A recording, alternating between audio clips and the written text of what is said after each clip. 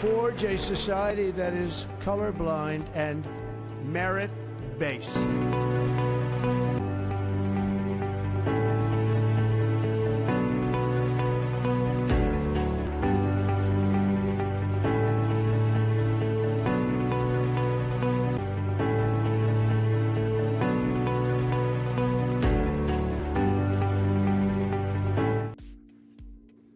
Hi, Mario. Hi, Siri. How are you guys? Great. How are you? Wonderful, wonderful. So let's begin now, actually, and let's start with today's question. So, what do we Okay, have today? Yeah. absolutely. The feature question for today, the first one says, what is the difference between a leading role and a critical role in an organization, and how can impact be documented if the applicant is not in the C-suite? Wonderful question. You see, please understand that you don't have to be in the C-suite to establish your criticality of a role. But however, of lately, I must share with you that this particular criteria has come under a lot of scanner, actually, because it's not, I'm going to tell you a typical RFEs that are coming on this particular front, actually, here. Number one, before we begin, let's understand it is not about just a critical role. It's about critical role in an organization. It is not in an organization, in a distinguished organization. So that's number one. So what happens in this particular case is that there have been kind of RFEs to an extent that it says that, well, the person's role was important, but not critical. Well, the person's role was necessary part of the job, but not fitting into the criteria for being critical. The organization is reputable, but not distinguished. Now, these are some of the things that one needs to be very careful of. And coming back specifically to the question that what is the difference between a leading role and a critical role, let's understand that a leading is somebody's position of authority. That's the most important thing. There has to be, you have to lead is coming from the word leadership. Let's understand that. So in this particular case, if there has been, like you have been leading a teams or the organization, then it would make worth it, actually. Otherwise, it would always be a critical role, actually. Well, I have more like a pro tip for this particular case. I have always advised people in the program to always go for a critical role. For one simple reason that even if, for example, in my case, I was the Chief Executive Officer of Financial Planning Standards Board, India. But I always made sure that when I apply, I did not apply as a leading role. It was always a critical role. Your criticality is much more, easy to kind of establish. Well, there are certain circumstances where leading might be a good idea, especially when you look in relation to other criterias. You are able to translate the success of the organization to your own. For example, and it is necessary for your EB1A. For example, let's say you are a startup founder. In that case, leading role would be much more apt, actually, because even if you get a funding, you can, as a surrogate, you can use it as a comparable evidence for your salary. If your organization gets a, let's say some award, in that case, you can kind of, and even though you have patents or something, then it can be assigned to you. Or there is something called as corporate lead, actually. So you can basically assign the success of the company towards your success. In that case, I would always say this, but ordinarily, I've always been suggesting that people should go for critical role. I hope that answers the question. Okay, let's move to the next question. Yeah, absolutely. So our next question, anonymous user asks, at the next league, how do you work with clients who have strong skills but limited documentary evidence? For instance, a few papers but no judging experience. Where does the process typically begin? You see, I again go back that it is not about you don't have to be a writer for getting EB1A, but however, neither you have to have a papers. I hypothetically always say that, let's say, for example, if Mr. Ratan Tata were to apply, it is just a hypothetical situation for EB1A. The profundity of the person is more important and the expertise is more important than, getting into some judging or getting into, writing papers or seeking citations, actually. It is only relevant if your field demands that. Similarly, same thing happens with media. I mean, typically a software engineer won't have a visibility to an extent where an actor should have, or a management representative should have be having actually. So remember one thing. I mean, I always tell people that it's all not about you don't have to be a celebrity. Your work has to be celebrated. So taken with the same clue. But however, if it is required that you need to have a writing, definitely we have special sessions on writing skills. We have sessions on public speaking. So where we help people to become the best version of themselves, right? And we are there to guide you, because this program is not only about you becoming EB1A or kind of through a legal channel, but also a profile building, where your expertise is identified, your kind of criterias are organized. Nurture the gaps. In the process of nurturing the gaps, you may have to develop new skills actually, and we teach you those skills. I hope that makes sense. Okay, let's move to the next. Absolutely. Next, I have been seeing a lot of coaching programs that offer help in building profiles, and I came across the Next League program.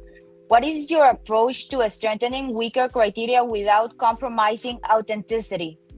Oh, wonderful question. I mean, there is no weaker criteria. There is always a weaker expertise. Let's understand that. So we always tell people that don't look at your criteria, look at your overall profile, and criteria are only lens to present your case. And for example, if somebody, first let us define what is a weaker. Since you're asking a question and people like to get their responses based on what they want to hear or how they want to hear it. So I will try to respond to this. So when you say that somebody's criteria is weaker, it definitely means that either the evidence is weak or the initiative is weak. So for example, if you say that, I did some work in so and so, I have a paper, but I don't have the document. I was the second author, but not the first author. There are very derivatives, and you need to get into specific. But fundamentally, we always try to see that is the evidence, whatever you are showing, is it authentic? Is it credible? And number 3 is whether it is has a probative value. What probability can be assigned to this? We try to do that actually, and if it makes sense, then only it can work. And as far as if it is related to profile building, we always, if that evidence is related to your initiative, we always go towards profile building. And if it is leaning towards lack of evidence, then we try to either strengthen the legal argument, or we would try to, tell you what more documents are required to. It could be expert opinion letters. It could be anything actually. So that's the way we would do that. So I hope that helps. And guys, if you have more questions, please reach out to us. We'll be more than happy to help you. Okay, wonderful. Let's move to the next question now. Yeah, absolutely. So the next question is from an anonymous user. They ask, what insights have you gathered from reviewing successful petitions that make a difference in final merits review? Oh, this is a beautiful question, actually. You see, first of all, it's pretty straightforward, I would say that. Number 1 is your expertise being demonstrated by virtue of that? What expertise is being demonstrated? Is it really beneficial to the US? Okay, in terms of evidences. Or you did a critical role. So what? How was it linked to the vision of the company? How that vision of company is helping the United States? So you go in that particular route. Or you had so that is like the first strategy. The second strategy would be always to quantify the metrics actually of success. So we would use certain frameworks which we have, like, there is a Mudholkar mastery framework, Mudholkar originality metrics. We would always like you to use that actually, and we have seen that it's been pretty successful. We use Bayesian model for computing probability of all your quality of evidences. That's another way we do this actually. So it's about when the evidence reaches a level where it can be established to be authentic, credible, and probative, we would actually go into calculating the probability value of that. So once we do that, we have seen that is pretty successful. Okay, so wonderful. So let's move to the next question. Of course. So next, the next question is: I had the opportunity to speak with Mario in a more of an intro call several months back, and I would like to know, what does coachability look like to you in an ideal EB1A aspirant? Is there a specific I'm sorry, is there is there anything specific you or your team look for when deciding if someone is a good fit for the next league to start building their profile? Okay, I mean, it's a very good question, because what happens is, let's understand that when somebody comes to us, we don't evaluate them for their EB1A readiness. Like if you're planning to join military, you're planning to join civil services, any school which coaches you, they will not check whether you can be a good civil servant, you can be a good diplomat, or whether you can be a good military officer. They will always check whether you can be committed to the process that helps you to become that.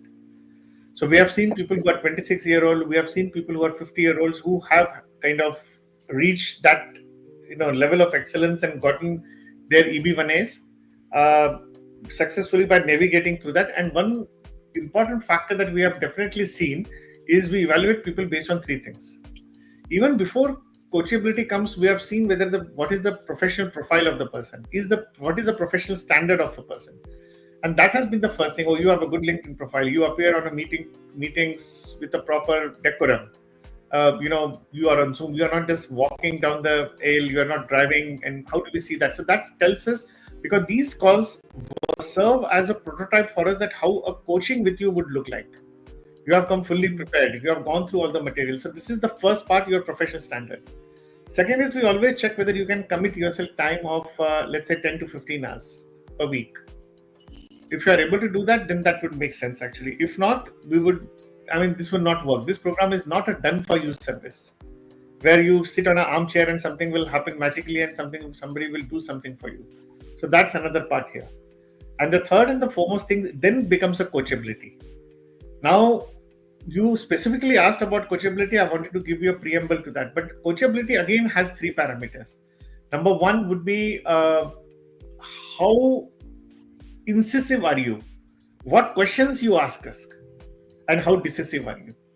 So when we say that we don't evaluate people based on their profile solely, actually what they're doing, because a good student is, asking the right questions and good questions is a sign of a good student. There are people who have come to us with zero understanding, but if you have come prepared, we give you some materials, and if it has really helped us to, if you have gone through it, I think we have seen that it makes a very good fit, because then you also, in addition to that, you have to ask us right questions. If you're asking the same questions again, which are already reflected in the material that has been given to you, it simply implies that same thing possibly will happen when you are in a coaching actually. You will possibly be asking the same questions again and again. So when we establish a fitness, we always try to see, okay, what kind of questions that you are asking. Second would be that how incisive are your questions? Because this tells us that you will be action oriented. And third is how decisive are you? How fast you are ready to act. We measure it by your past success, what you have done, any incident that would kind of help us understand that how best you can do that.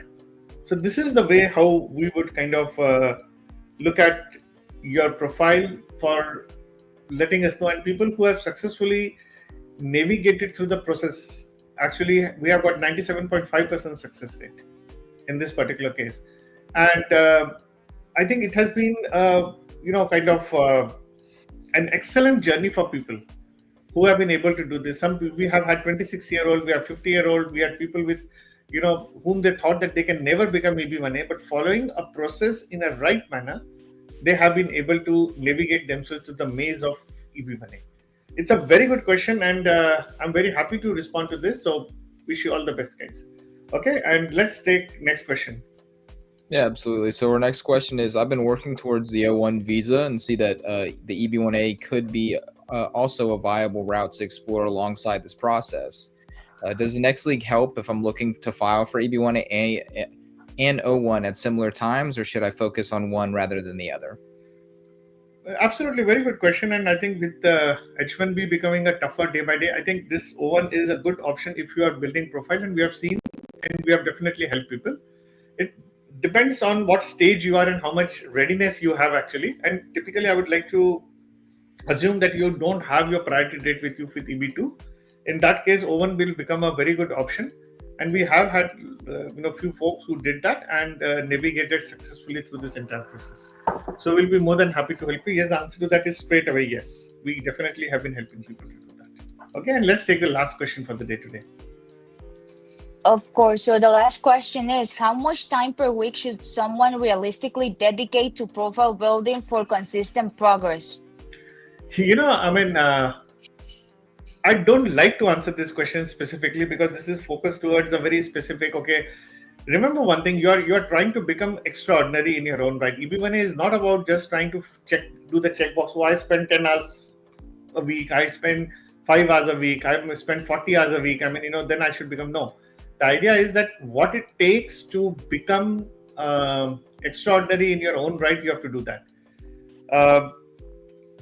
Typically, having said this, that's the first preamble. But having said this, it all depends on how much you love your field, how much you love your job. People who love their job, we have seen that they don't really count the time what they're doing. You see a good actor, you see a good a sports person. Would you ask Sachin Tendulkar that how much time he spends on thinking about and working on cricket? Would you ask Maradona how much time he spent on football? Would you ask a good singer how much time do you spend to build your profile to become expert singer? These are some of the things that you have to understand. Having said this, even if you're talking from the purpose of EB1A, I would say that you need to spend, at least from the program perspective, 10 to 15 hours per week. But as I said, this is an illustrative what we have seen, certain pattern of success actually amongst all the people what we have seen. And people who have been able to commit. If you can't commit time, definitely you can't become the best version of yourself. So that's all I have to say at this moment.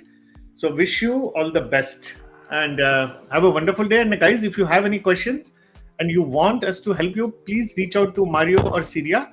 We'll be more than happy to kind of take those questions. And if you want to join the program, please reach out to Mario and Syria. We'll be happy to help you out and navigate through the process. The link will be given below. And happy to help you and wish you all the best on your EB1A and journeys and fulfilling your American dream. Have a wonderful day, guys. Thank you for joining us today. If you have any further questions or need personalized guidance, please reach out to us. We are here to help you every step of the way in your journey towards achieving your American dream. Let's connect and make it happen together.